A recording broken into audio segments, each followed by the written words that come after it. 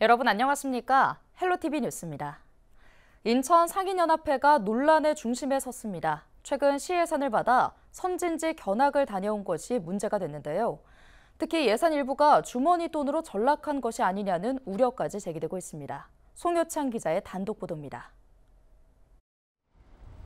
인천 상인연합회 회원 42명은 지난 6월 26일부터 30일까지 3박 5일 일정으로 해외로 선진시장 탐방을 다녀왔습니다.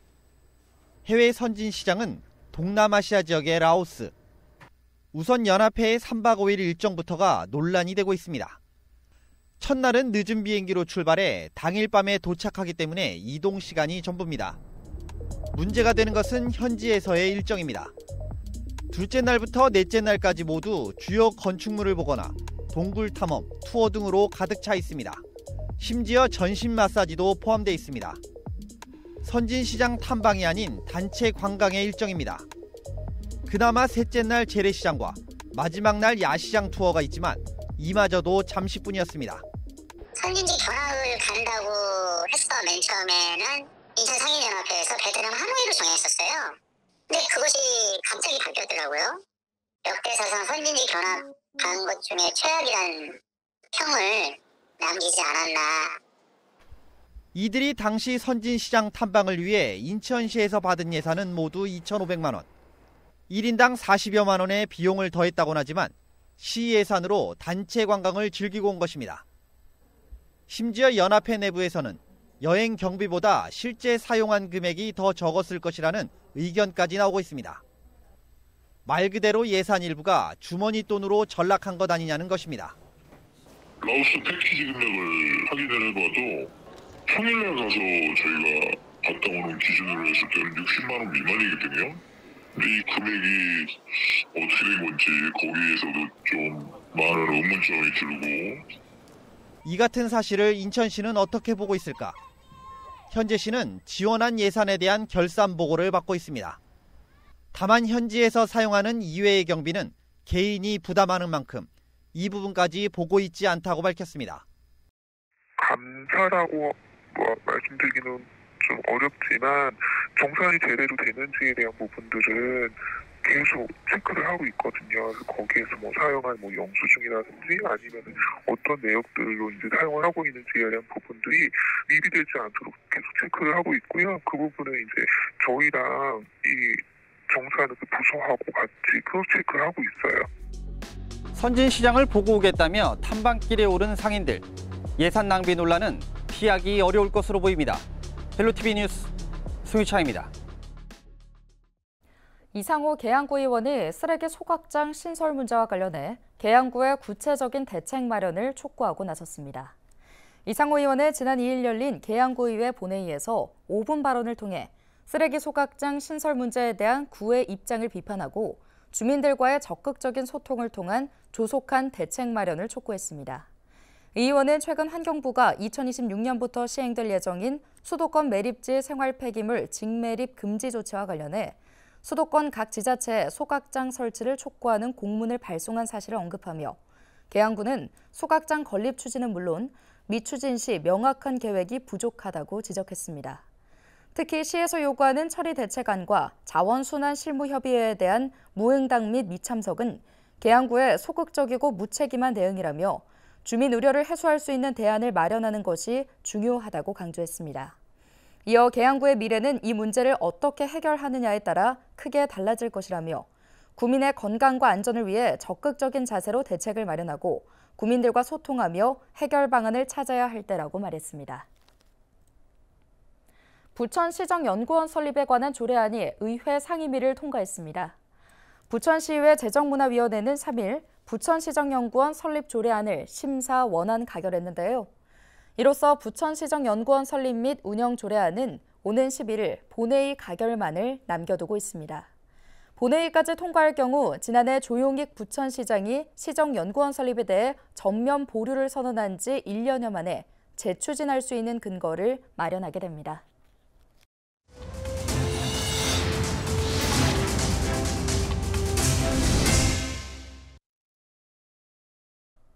후반기 경기도의회 임시회가 시작됐습니다. 도정 질의에서는 K컬처밸리 계약 해지를 두고 의회와 집행부 사이에 언성이 높아지기도 했는데요. 추경에 반영된 토지 매입비 반환금 1,500억 원이 통과될 수 있을까요? 그 밖에 도정 질의에서 나온 주요 내용들을 김소영 기자가 정리했습니다. 경기도의회 도정 질의 첫날부터 날선 공방이 벌어졌습니다. K컬처밸리 계약 해지가 핵심 쟁점이었습니다. 고은정 경기도의원은 김동연 경기도지사에게 갑작스럽게 계약 해지를 통보한 사유를 따졌습니다. 경기도는 CJ와의 이 계약 해제를 원하지 않았습니다. CJ 측에서 협약 종료 3일 전에 제게 공문을 보내서 국토부의 조정안 수용을 전제로 하지 않으면 사업 수행을 할 수 없다는 식으로 공문을 불과 이 협약 만료 3일 전에 보내왔습니다. 경기도는 지난 1년 동안 공문을 10여 차례 보냈고 협상과 사업 진행을 촉구해왔지만 협약 기간이 종료되는 6월 30일이 지나면 CJ가 K컬처밸리를 조성할 의무가 없어져 고민 끝에 불가피하게 계약 해지 통보를 했다는 것입니다. 이상원 의원은 사업주인 CJ 탓만 하는 것은 무책임하다고 질타했습니다. 그렇게 됐기 때문에 우리가 갑작스럽게 협약 결정을 했다는 거 무책임한 발언이세요. 아니죠. 책임 있는 발언이죠. 아니 책임이 있었다면 그 전부터 이게 어떻게 문제가 됐을 때를 대비해서 리스크에 대한 부분을 고민하셨을 거 아닙니까, 지사님도. 그 전에 CJ하고는 사업 협약 연장에 대한 얘기를 쭉 하고 있었어요. 저희도 전혀 예상하지 못하게 3일 전에 공문을 받은 겁니다. 이 의원은 행정소송으로 가게 되면 제2의 레고랜드 사태가 발생하게 될 수 있다는 점을 명심해야 할 것이라고 경고했고 김 지사는 우려하는 상황은 발생하지 않을 것이라고 강조했습니다. 학생과 교사 딥페이크 성범죄 처벌에 대한 질의도 이어졌습니다. 전자영 의원은 딥페이크에 대한 예방교육이 중요하지만 학부모에게 배포된 교육 내용은 현재 상황을 반영하지 못하고 있다고 지적했습니다. 임태희 교육감은 디지털 시민교육이 체계적이지 않다는 것을 알고 있다며 보완할 부분이 많다는 것에 공감을 표했습니다. 전 의원은 아이들이 피해자인지 모르고 당하고 있다라며 청소년들과 교사에게 피해가 발생했을 때 인터넷 발자국 지우기 비용 지원 등 추후 관리도 필요하다고 덧붙였습니다. 임 교육감은 교육감의 처벌 권한에 한계가 있지만 수사기관과 협조 체계를 잘 구축하겠다고 답했습니다. 행정권역 개편에 대한 질의도 쏟아졌습니다. 윤종영 의원은 재점화된 김포시 서울 편입과 경기 북부 지역 재정 악화, 경기 북부 특별자치도로 독립했을 때 비수도권 지역 교부세 감소 등 후폭풍에 대한 대안을 물었습니다. 또 경기 북부 독립은 정부 답변을 기다리기보다 의회 의결을 하는 것이 지름길이 될 수 있을 것이라고 덧붙였습니다. K컬처밸리와 경기 북부 특별자치도 독자 추진이 주요 쟁점이 되고 있는 가운데 경기도의회 임시회는 오는 13일까지 계속됩니다.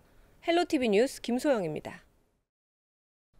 경기도의회가 K컬처밸리 사업에 대한 행정 사무조사를 두고 벌어진 여야 간 대립으로 4일 오후 파행했습니다. 행정 사무조사를 요구해온 국민의힘은 이번 임시회 모든 일정에 보이콧을 선언했는데요.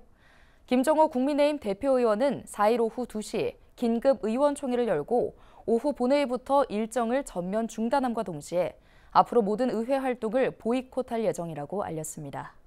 이로 인해 이날 오전부터 진행 중인 제377회 임시회 제3차 본회의 대집행부 질문이 중단됐습니다.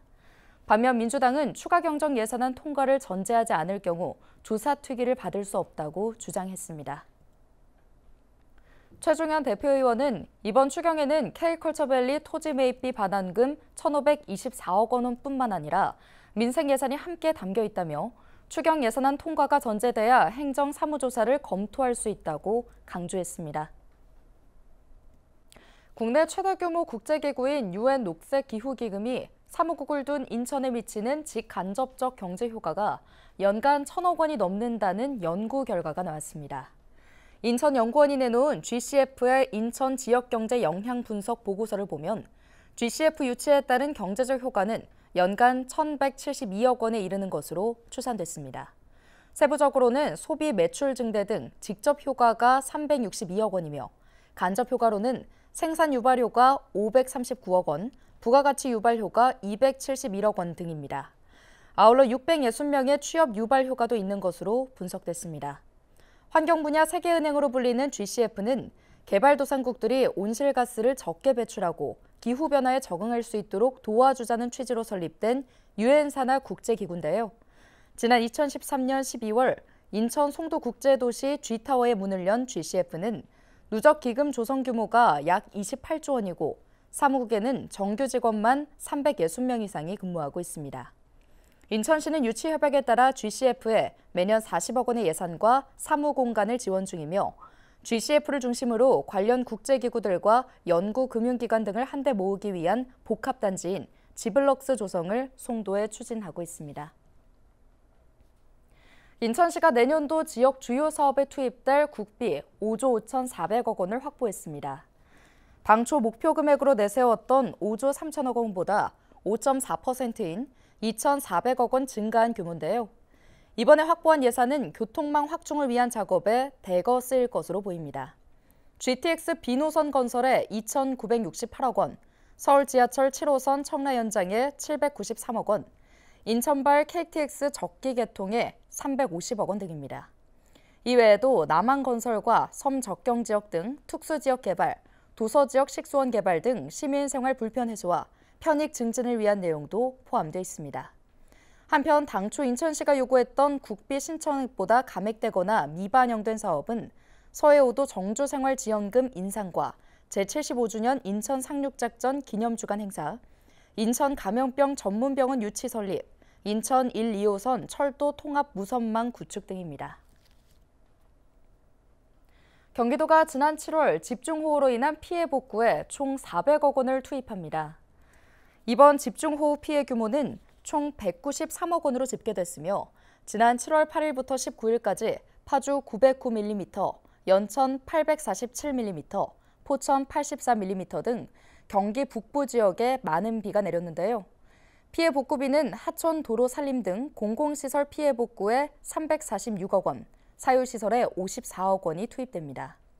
도는 사유시설 피해에 대한 재난지원금이 추석 전 신속히 지급돼 피해 주민들이 하루빨리 일상생활로 돌아갈 수 있도록 도비 부담분 9억 원을 우선 전달할 예정입니다. 경기도 내 1인 가구 수가 2020년부터 매년 전국 최고치를 기록하고 있습니다. 경기도가 4일 발표한 2024 경기도 1인 가구 통계를 살펴보면 2023년 11월 기준 도내 1인 가구 수는 전년 대비 약 8만 가구가 증가한 171만 5천 가구로 집계됐는데요. 이는 도내 전체 가구의 31%를 차지하며 전국 1인 가구의 21%에 해당합니다. 경기도는 늘어나는 1인 가구의 삶의 질 개선을 위해 2024년 경기도 1인 가구 지원 시행 계획을 수립하고 8,807억 원을 투입해 병원 안심동행과 자유주제 제한, 주거안전 체크리스트 개발 보급, 정책 참여단 운영 등 39개 과제를 추진하고 있습니다.